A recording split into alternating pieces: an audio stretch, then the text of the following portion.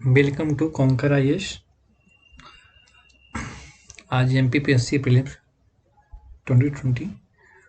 तो दोस्तों, MPPSC prelims 2020 unit 9 electronics technology class आज भी फर्स्ट है।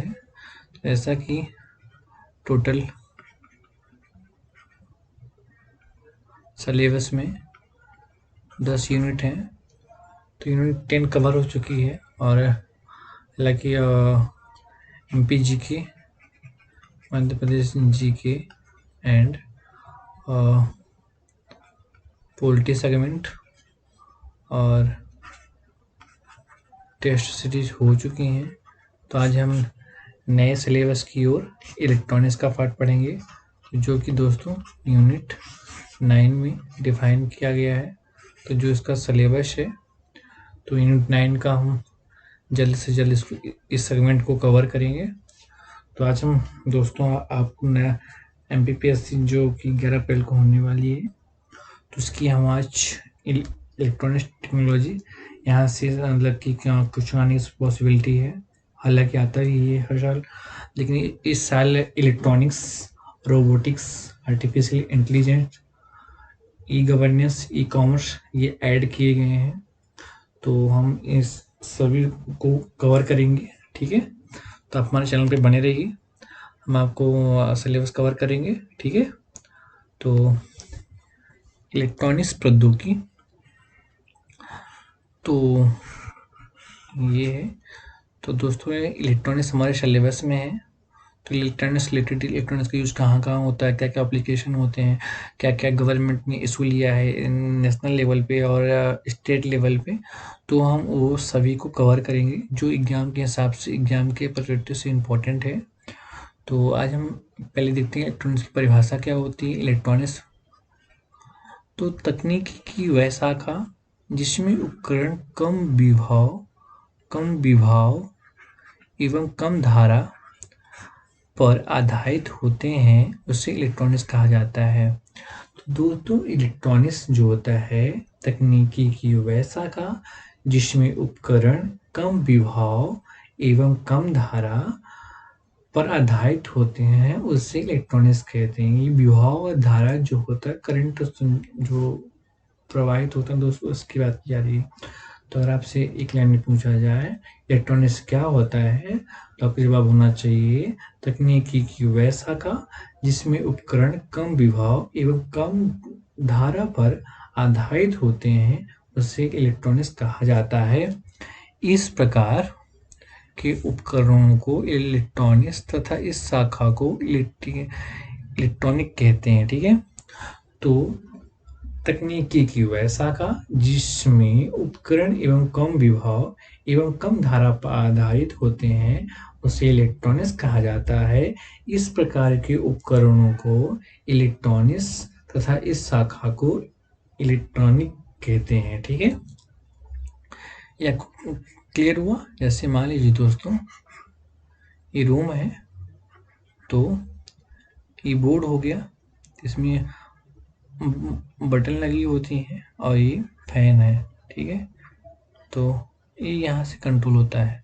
तो जो धारा प्रवाह होता है, तो ये बोलता है, तो ये जो तकनीकी यूज हो रहा है, तकनीकी की वह शाखा जिसमें उपकरण कम विभव एवं कम धारा पर आधारित होते हैं, उसे इलेक्ट्रॉनिक्स कहा जाता है।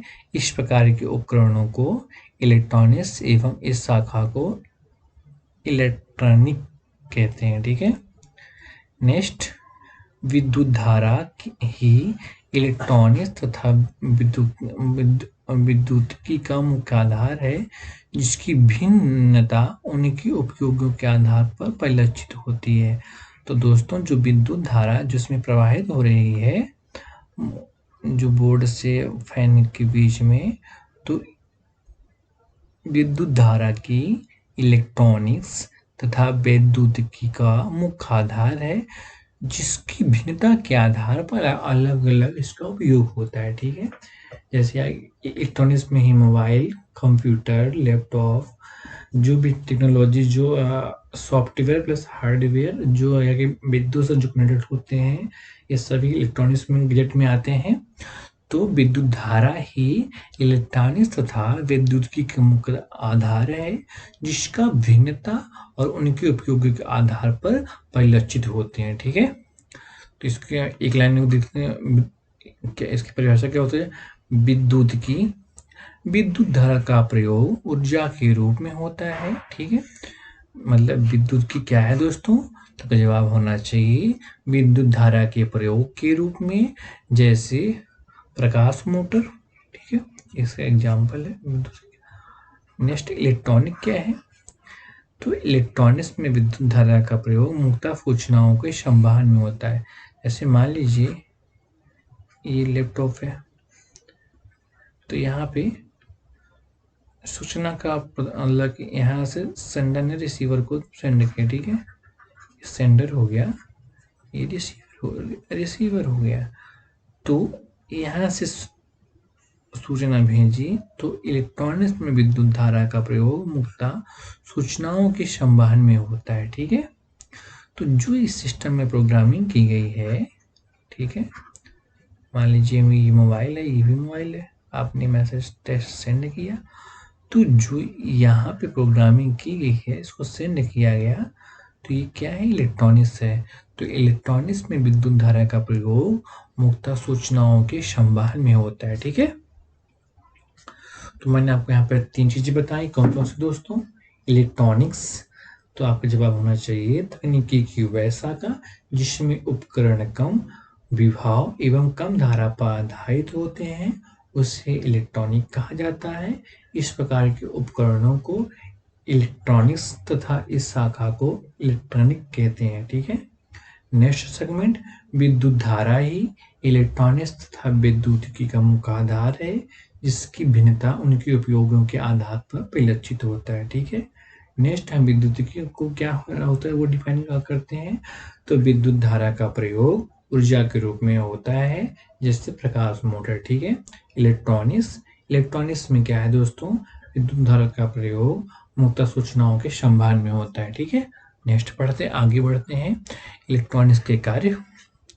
इसका जो दोस्तों मेन कार्य एम्पलीफायर, प्रवर्धन में स्विचिंग, स्क्लेरेटिंग, द्वितीयक रूप में। तो इलेक्ट्रॉनिक्स के दोस्तों कौन कौन से कार्य हैं, तो आपका क्या जवाब होना चाहिए, एम्पलीफायर। ठीक है, एम्पलीफायर मतलब प्रवर्धन, स्विचिंग,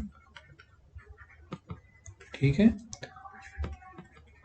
एस्केलेरेटर। ठीक है, तो ये इसके कार्य हैं इलेक्ट्रॉनिक्स के।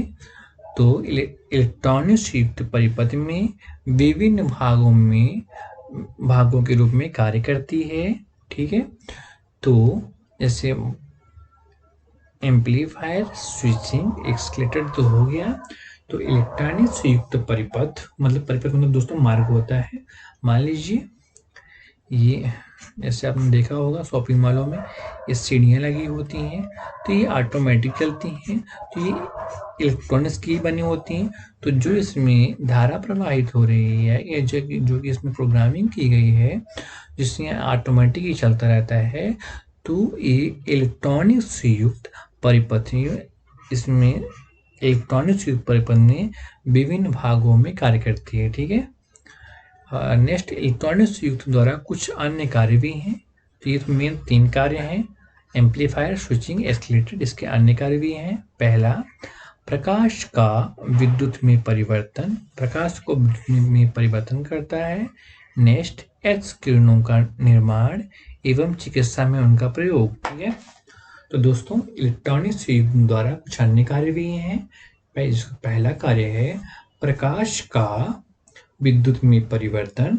नेक्स्ट, एक्स किरणों के निर्माण, चिकित्सा में और उनका प्रयोग। ठीक है, नेक्स्ट दोस्तों पॉइंट टॉपिक, इलेक्ट्रॉनिक्स का विकास, इलेक्ट्रॉनिक्स का डेवलपमेंट कैसे हुआ। ठीक है, इलेक्ट्रॉनिक डेवलपमेंट कैसे हुआ इसके बारे में पढ़ेंगे। तो इलेक्ट्रॉनिक्स का विकास कुछ विद्युतीय प्रयोगों के साथ 19वीं शताब्दी में प्रारंभ हुआ। इन प्रयोगों में सर्वप्रथम गैस निकास नली का प्रयोग किया गया, जिसमें धात्विक इलेक्ट्रोड के माध्यम से कैथोड किरणें उत्पन्न की गई। ठीक है, तो इलेक्ट्रॉनिक डेवलपमेंट दोस्तों कैसे हुआ? तो इसके इलेक्ट्रॉनिक्स का विकास कुछ विद्युतीय प्रयोगों के साथ 19वीं शताब्दी में 19 सेंचुरी में हुआ और इनका प्रयोग सर्वप्रथम गैस निकास नली का प्रयोग किया गया। ठीक है, तो आपसे अगर पूछा जाए इलेक्ट्रॉनिक डेवलपमेंट पहला पहला क्या हुआ, तो गैस निकास नली। ठीक है, गैस एग्जिट ट्यूब आप कह सकते हैं। तो इलेक्ट्रॉनिक्स का विकास सर्वप्रथम 19वीं शताब्दी में हुआ। इसका सर्वप्रथम प्रयोग गैस निकास नली के प्रयोग से किया गया, जिसमें धात्विक इलेक्ट्रोड के माध्यम से कैथोड किरणें उत्पन्न की जाती हैं। तो मैंने आपको दोस्तों यहाँ पे क्या क्या बताया इलेक्ट्रॉनिक्स के कार्य। तो इसमें बेसिकली तीन कार्य हैं, एम्पलीफायर, स्विचिंग और एक्सीलरेटिंग, और इसके दो और कुछ अन्य कार्य भी हैं। पहला, प्रकाश का विद्युत में परिवर्तन। नेक्स्ट, एक्स किरणों का निर्माण एवं चिकित्सा में उनका प्रयोग। अब इलेक्ट्रॉनिक डेवलपमेंट, तो जो पहला डेवलपमेंट 19वीं शताब्दी में हुआ, गैस निकास नली का हुआ, जिसमें धात्विक इलेक्ट्रोड के माध्यम से कैथोड किरणें उत्पन्न होती हैं। वेरी वेरी इंपॉर्टेंट, धात्विक इलेक्ट्रोड के माध्यम से कैथोड किरणें उत्पन्न होती हैं। ठीक है, नेक्स्ट हुआ 1895 में जर्मन वैज्ञानिक विलियम रंटजेन ने यह खोज की कि कैथोड किरणों से पूर्णतः भिन्न और अपरिचित प्रकार की किरणें उत्पन्न की जा सकती हैं।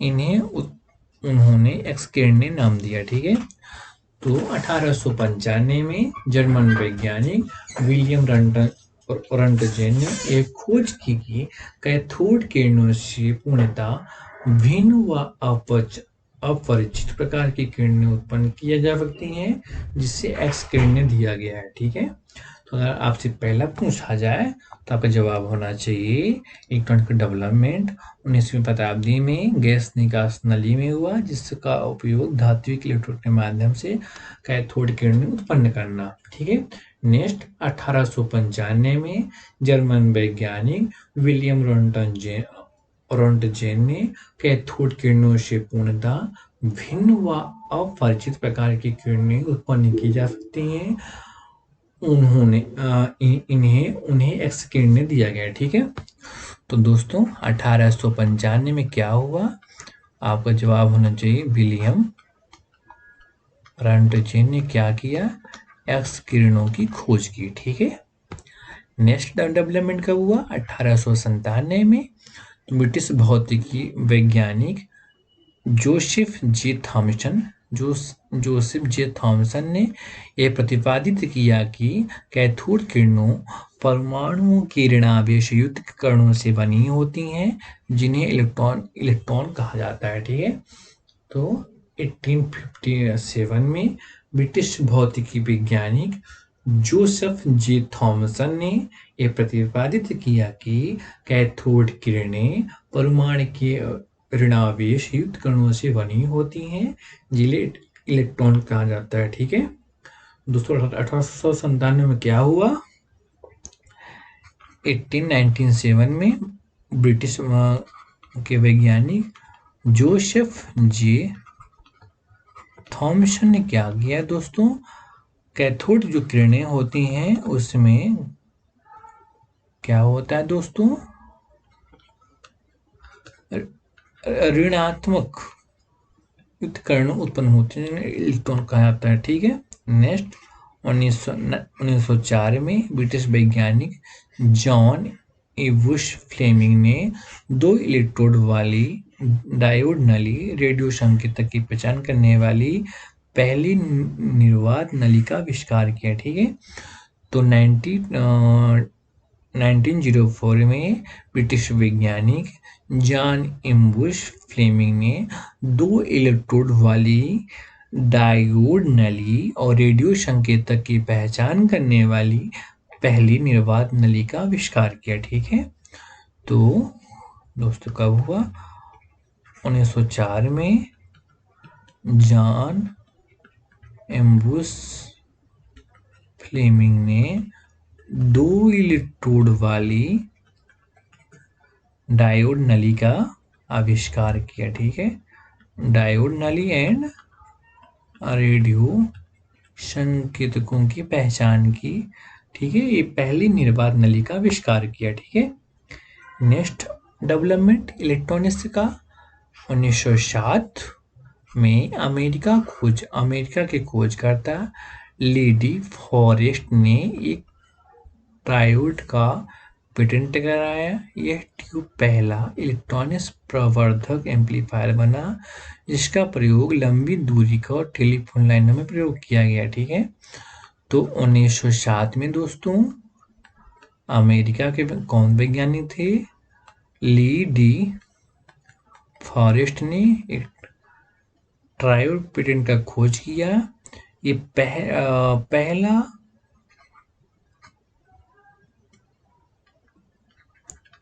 इलेक्ट्रॉनिक एम्पलीफायर बना जो टेलीफोन के लंबी दूरी वाले लाइनों का प्रयोग किया गया। ठीक है, तो 1907 में अमेरिका में खोज कौन की दोस्तों?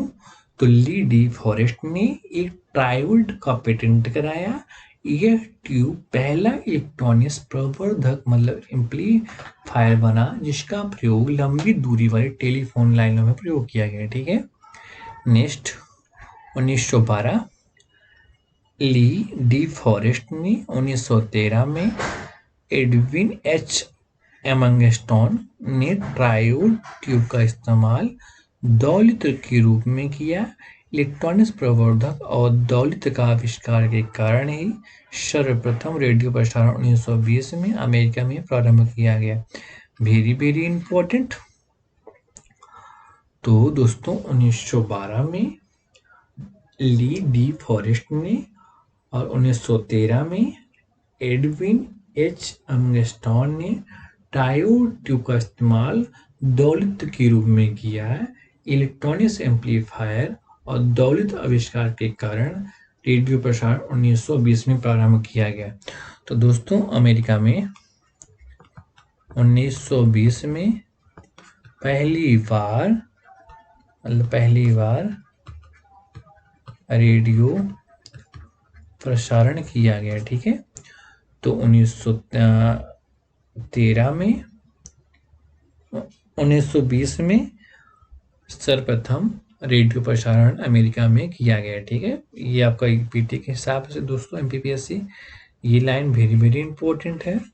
ठीक है, तो सर्वप्रथम रेडियो प्रसारण कहाँ से स्टार्ट हुआ? अमेरिका से 1920 में। ठीक है, नेक्स्ट पॉइंट, अमेरिकी वैज्ञानिक जी.आर. कैरे ने 1875 ईस्वी में प्रकाश विद्युत सेल का निर्माण कर लिया था, परंतु वैज्ञानिकों द्वारा प्रयोग 1920 में प्रारंभ हुआ। ठीक है, तो अमेरिकी वैज्ञानिक जी.आर. कैरे ने 1875 ईस्वी में ही प्रकाश विद्युत सेल का निर्माण कर लिया था, परंतु वैज्ञानिकों द्वारा इसका प्रयोग 1920 ईस्वी में प्रारंभ किया गया। ठीक है, तो दोस्तों मैंने आपके यहाँ तीन चीज बताई। 1907 में ली डी फॉरेस्ट ने पहला इलेक्ट्रॉनिक्स एम्पलीफायर बनाया जिसका प्रयोग लंबी दूरी को टेलीफोन लाइनों में किया गया। और 1913 में एडविन एच एमंगस्टोन ने ट्रायोड ट्यूब के इस्तेमाल दौलित के रूप में किया और इलेक्ट्रॉनिक्स प्रवर्धक और दौलित के आविष्कार के कारण सर्वप्रथम रेडियो प्रसारण 1920 में अमेरिका में प्रारंभ किया गया। ठीक है, अमेरिकी वैज्ञानिक जी.आर. कैरे ने 1875 में प्रकाश विद्युत सेल का निर्माण कर लिया था, परंतु वैज्ञानिकों द्वारा इसका प्रयोग 1920 में किया गया। ठीक है, नेक्स्ट दोस्तों इलेक्ट्रॉनिक डेवलपमेंट 1923 रूसी वैज्ञानिक व्लादिमीर जे.के. जोवेरिकन ने प्रकाश विद्युत सेल को इलेक्ट्रॉनिक्स गगन से जोड़ने का सफलता प्राप्त की। इस प्रकार टीवी का कैमरा ट्यूब सफलतापूर्वक बनाई गई। ठीक है, तो दोस्तों 1923 में रूस में कौन किया? व्लादिमीर के जोवेरिकन ने प्रकाश विद्युत सेल को टीवी की कैमरा ट्यूब सफलतापूर्वक बनाई जा सके। ठीक है, तो 1923 में रूसी वैज्ञानिक व्लादिमीर के जुवेरियन ने प्रकाश विद्युत को इलेक्ट्रॉनिक गगन से जोड़ने में सफलता प्राप्त की। इस प्रकार टीवी की कैमरा ट्यूब सफलतापूर्वक बनाई गई। ठीक है, नेक्स्ट पॉइंट, 1921 में अमेरिका अभियंता मतलब इंजीनियर अल्बर्ट डब्ल्यू हॉल ने एक निर्वात नली दोलित का आविष्कार किया, जिससे मैग्नेट्रॉन कहा जाता है। मैग्नेट्रॉन पहली युक्ति थी जो सफलतापूर्वक माइक्रो तरंगों को उत्पन्न कर सकती है, जिसका प्रयोग कालांतर में रडार में किया गया। ठीक है, तो 1921 में अमेरिकी अभियंता अल्बर्ट डब्ल्यू हॉल ने एक निर्वात नली दोलित का आविष्कार किया, जिससे मैग्नेट्रॉन कहा गया। ठीक है, मैग्नेट्रॉन पहली युक्ति थी जो सफलतापूर्वक माइक्रो तरंगों को उत्पन्न कर सकती थी, जिसका प्रयोग कालांतर में रडार में किया गया। ठीक है, नेक्स्ट दोस्तों, 1946 निर्वात नली का प्रयोग कर पहला सामान्य उपयोग वाला computer ENIAC electronics numerical integrated and computer द्वारा निर्मित किया गया। ठीक है, तो 1946 में निर्वात नली का प्रयोग कर पहला सामान्य उपयोग वाला computer electronics numerical integrate and computer निर्माण किया गया। ठीक है, तो इस टॉपिक में मैंने आपको 3 चीज बताई दोस्तों। 1923 में रूसी वैज्ञानिक व्लादिमीर के जुवेरियन ने प्रकाश विद्युत सेल को इलेक्ट्रॉनिक्स गन से जोड़ने में सफलता प्राप्त की। इस प्रकार टीवी का कैमरा ट्यूब सफलतापूर्वक बनाया जा सका। और 1921 में अमेरिकी अभियंता डब्ल्यू हॉल ने एक निर्वात नली दोलित का आविष्कार किया, जिससे मैग्नेट्रॉन कहा गया। मैग्नेट्रॉन पहली युक्ति थी जो सफलतापूर्वक माइक्रो तरंगों को उत्पन्न कर सकती थी, जिसका प्रयोग कालांतर में रडार में किया गया। ठीक है, और 1946 में निर्वात नली का प्रयोग कर पहला समान उपयोग वाला computer electronics numerical integrated and computer बनाया गया। ठीक है, तो दोस्तों 1946 में पहला समान कंप्यूटर कौन सा बनाया गया? ENIAC। ठीक है, इसको बोलते हैं electronics numerical integrate and computer. ठीक है, तो कब बनाया गया दोस्तों? ये 1946 में। ठीक है, तो नेक्स्ट टॉपिक, इलेक्ट्रॉनिक्स में ठोस अवस्था का युग का प्रारंभ कब किया गया? ठीक है, तो अब इसके बारे में पढ़ेंगे। तो इलेक्ट्रॉनिक्स में ठोस अवस्था युग का प्रारंभ कब किया गया दोस्तों? तो 20वीं शताब्दी के आरंभ में सेलेनियम से बने अर्धचालकों का प्रयोग होता था तथा धीरे धीरे जर्मेनियम का प्रयोग होने लगा। ठीक है, तो 20वीं सेंचुरी में 20वीं शताब्दी में आरंभ में सेलेनियम से बने अर्धचालकों का प्रयोग होता था, धीरे धीरे जर्मेनियम का प्रयोग हुआ। ठीक है, तो यह इलेक्ट्रॉनिक्स ठोस अवस्था में कैसे प्रारंभ हुआ? तो इसका पहला देखते पहला पॉइंट, 1940 अमेरिकी वैज्ञानिक जॉन वेरिडन, वाल्टर ब्रेडेन, विलियम सकाली ने पहला डायोड 1947 में वैज्ञानिकों ने ट्रांजिस्टर का आविष्कार किया। ठीक है, तो दोस्तों एक मिनट, 1947 में क्या हुआ? ट्रांजिस्टर का आविष्कार हुआ। ठीक है, तो 1940 में अमेरिका वैज्ञानिक जॉन वेरिडन, वाल्टर ब्रेटेन तथा विलियम सकाली ने पहला डायोड बनाया। तत्पश्चात 1947 में वैज्ञानिकों ने ट्रांजिस्टर का आविष्कार किया। ठीक है, सेकंड पॉइंट, माइक्रो इलेक्ट्रॉनिक्स, ठीक है। तो ट्रांजिस्टर एवं निर्वात नली के बड़े आकार के कारण इनके स्थानांतरण में कठिनाई के कारण छोटे आकार का पर बल दिया गया तथा इलेक्ट्रॉनिक्स की इस शाखा को माइक्रो इलेक्ट्रॉनिक्स नाम दिया गया, ठीक है। और 1960 के दशक में वैज्ञानिकों ने छोटा एकीकृत परिपथ आईसी को बनाने में सफलता प्राप्त की। इसके सभी कार्य पारंपरिक परिपथ के ही थे, परंतु आकार में बहुत छोटे थे, ठीक है। तो 1940 में दोस्तों क्या हुआ, और अमेरिकी वैज्ञानिक ने डायोड बनाया, और 1947 में वैज्ञानिकों ने ट्रांजिस्टर बनाया, ठीक है। फिर नेक्स्ट पॉइंट, माइक्रो इलेक्ट्रॉनिक्स। तो ट्रांजिस्टर और निर्वात नली के बड़े आकार के कारण इनके स्थानांतरण में कई कठिनाइयों के कारण छोटे आकार पर बल दिया गया और इलेक्ट्रॉनिक्स की इस शाखा को माइक्रो इलेक्ट्रॉनिक्स कहा गया। तो 1940 के दशक में वैज्ञानिकों ने आईसी परिपथ मतलब छोटे एकीकृत परिपथ बनाना शुरू किया। इसमें उनको सफलता मिली और उनके सभी कार्य पारंपरिक परिपथों में ही थे और परंतु आकार में बहुत छोटे थे, ठीक है। पहले उनने बहुत बड़े बनाए लेकिन उसमें मतलब उनको कठिनाइयाँ भी और बनी नहीं, धीरे-धीरे छोटे-छोटे मतलब परिपथ बनाने लगे, जिसमें 1960 में आईसी बनाया, मतलब एकीकृत परिपथ बनाया, जिसमें उन्होंने सफलता प्राप्त की, ठीक है।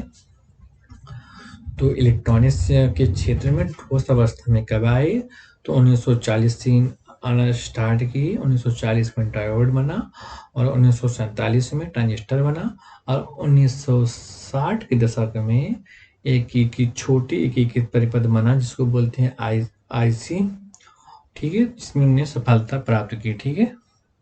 नेक्स्ट, उपयोगिता के आधार पर इलेक्ट्रॉनिक्स, ठीक है। तो उपयोगिता के आधार पर इलेक्ट्रॉनिक्स का कहाँ यूज होता है दोस्तों, तो वर्तमान में इलेक्ट्रॉनिक्स का प्रयोग उद्योग, वाणिज्य, रक्षा, ऊर्जा, शिक्षा, परिवहन, चिकित्सा, संचार, मनोरंजन आदि मानवीय गतिविधियों में हो रहा है। उपयोगिता के आधार पर इलेक्ट्रॉनिक्स को निम्न भागों में विभक्त किया गया। पहला, उपभोक्ता इलेक्ट्रॉनिक्स। सेकंड, औद्योगिक इलेक्ट्रॉनिक्स। थर्ड, प्रतिरक्षा इलेक्ट्रॉनिक्स। फोर्थ, सूचना प्रसंस्करण इलेक्ट्रॉनिक्स, ठीक है। तो उपयोगिता के आधार पर इलेक्ट्रॉनिक्स का कई सारे क्षेत्रों में डेवलपमेंट हुआ, जैसे उद्योग में, इंडस्ट्रियल क्षेत्र में कैसे कैसे इलेक्ट्रॉनिक्स का यूज होगा, वाणिज्य में और रक्षा के क्षेत्र में, ऊर्जा के क्षेत्र में, परिवहन के क्षेत्र में दोस्तों, चिकित्सा के क्षेत्र में, संचार और मनोरंजन आदि के लिए मानवीय गतिविधियों में जो हो रहा है इलेक्ट्रॉनिक्स का उपयोग, इसको निम्न भागों में विभक्त किया गया। पहला, उपभोक्ता इलेक्ट्रॉनिक्स, औद्योगिक इलेक्ट्रॉनिक्स, प्रतिरक्षा इलेक्ट्रॉनिक्स और सूचना प्रसंस्करण इलेक्ट्रॉनिक्स, ठीक है दोस्तों। अब आते हैं अर्धचालक, ठीक है। इलेक्ट्रॉनिक्स में अर्धचालक क्या होता है इसके बारे में देखते हैं। तो वे पदार्थ जो अशुद्धियां मिलाने पर विद्युत के चालक एवं शुद्ध अवस्था में विद्युत के कुचालक होते हैं, ऐसे पदार्थों को अर्धचालक कहते हैं, ठीक है। तो दोस्तों अर्धचालक क्या होता है, वे पदार्थ जो अशुद्धियां मिलाने पर विद्युत के चालक एवं शुद्ध अवस्था में विद्युत के कुचालक होते हैं, ऐसे पदार्थों को अर्धचालक कहते हैं, ठीक है। तो वे पदार्थ जो अशुद्धियां मिलाने पर विद्युत के चालक एवं शुद्ध अवस्था में विद्युत के कुचालक होते हैं, ऐसे पदार्थों को अर्धचालक कहते हैं, ठीक है। नेक्स्ट, निश्चित मात्रा में अशुद्धियों को मिलाए जाने की विधि को डोपिंग कहते हैं, ठीक है। तो निश्चित मात्रा में अशुद्धियों को अगर मिलाया जाए तो उसको क्या कहते हैं दोस्तों, डोपिंग कहते हैं।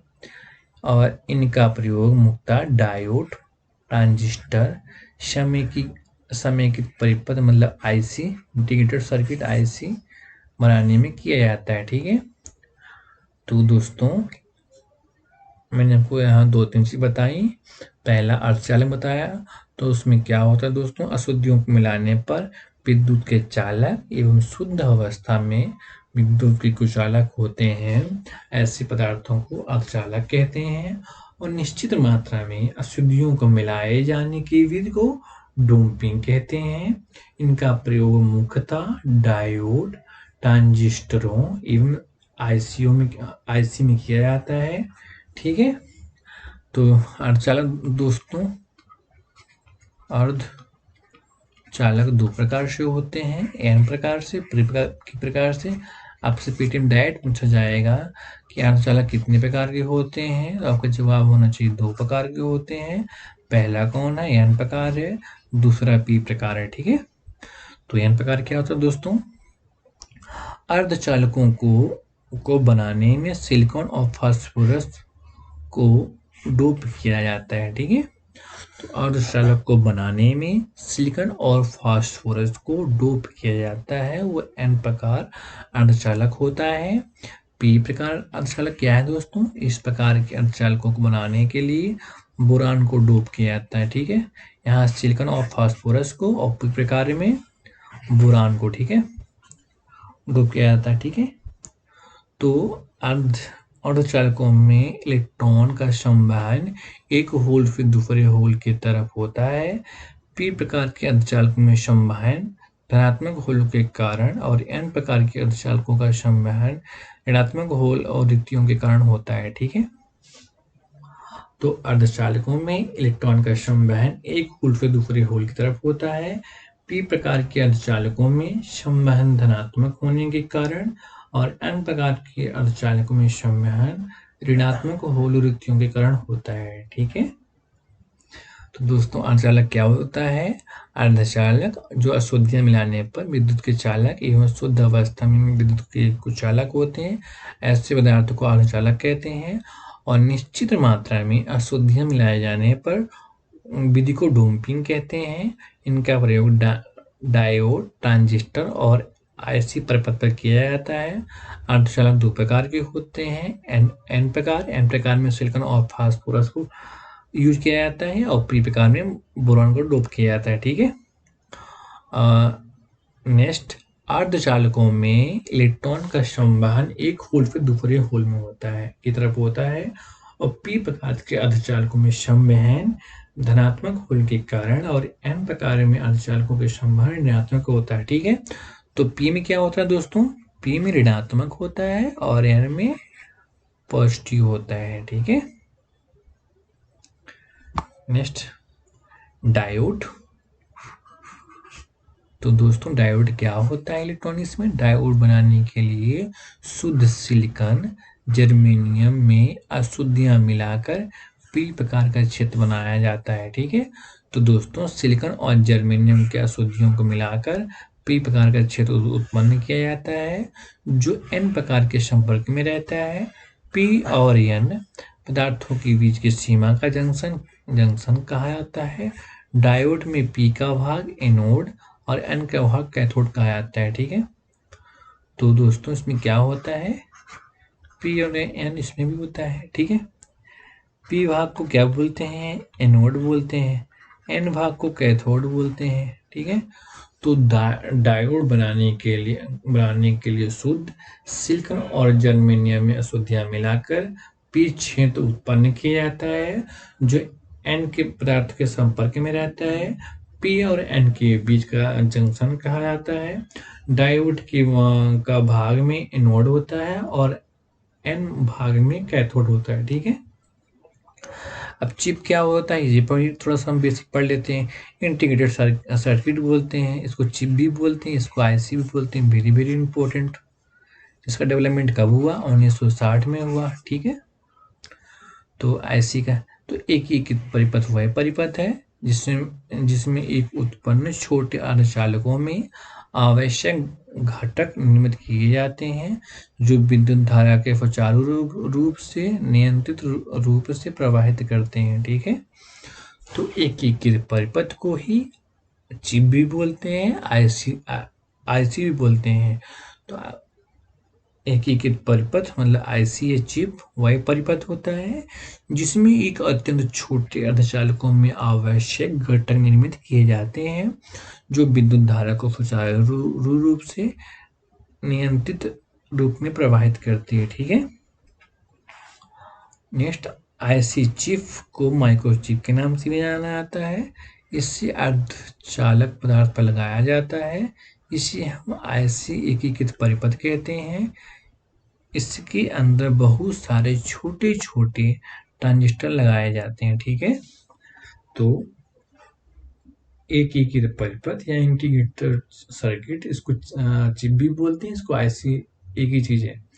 तो ऐसी चिप को माइक्रोचिप भी के नाम से भी जाना जाता है। ठीक है दोस्तों, इसको क्या जाना जाता है,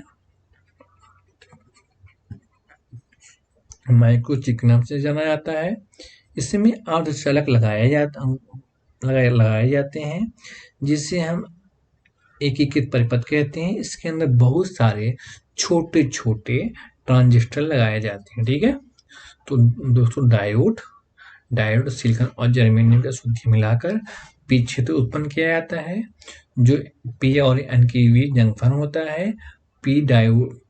पी भाग में एनोड होता है और एन भाग में कैथोड होता है। ठीक है, फिर मैंने आईसी के बारे में जाके पढ़ा जो कि इसको माइक्रोचिप भी बोलते हैं।